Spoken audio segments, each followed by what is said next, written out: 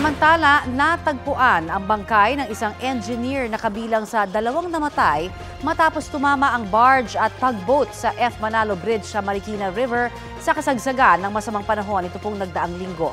Balitang hatid ni EJ Gomez, exclusive.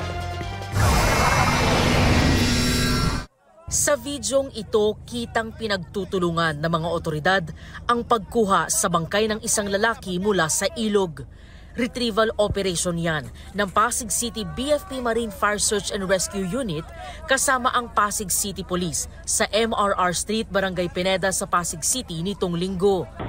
Ayon sa pulisya, kabilang ang biktima sa mga hindi nakaligtas sa naganap na barge incident noong kasagsagan ng bagyo na tumangay ng mga barge at tugboat at bumangga sa F. Manalo Bridge.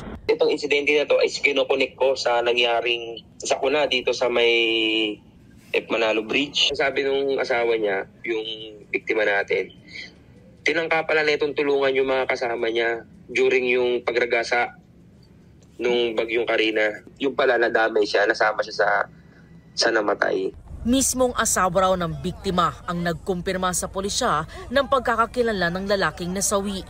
Nalaman nila, pamilya nila na ang natagpo ang lutang na bangkay dun sa ilog is yung asawa niya dahil sa nakita nitong tato dun sa kaliwang kamay at saka yung ano niya, yung amulet, yung anting-anting na nakapulupot sa bewang. Ayon sa mga tauhan ng Pasig City BFP Marine Fire Search and Rescue Unit, isang bangkero ang unang nakakita sa bangkay ng biktima na lumulutang sa ilog na inireport sa command center ng Pasig. Nung time ma'am, pumunta po kami dun sa scene, nakarating kami dun, kasama po yung taga-PNP. Nakita namin yung victim ma'am na nakadapa po. Napansin namin na nakatali na yung victim, tinali na ng bangkerong nakakuha sa gitna, tinali na sa gilid para hindi na maanod ng tubig.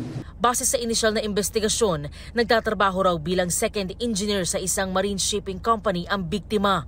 Nakatira raw sa Cuyo, Palawan at lumuwas ng Maynila para maghanap buhay. Sinusubukan pa ng GMA Integrated News na kunan ng pahayag ang kaanak ng biktima. EJ Gomez, nagbabalita para sa GMA Integrated News.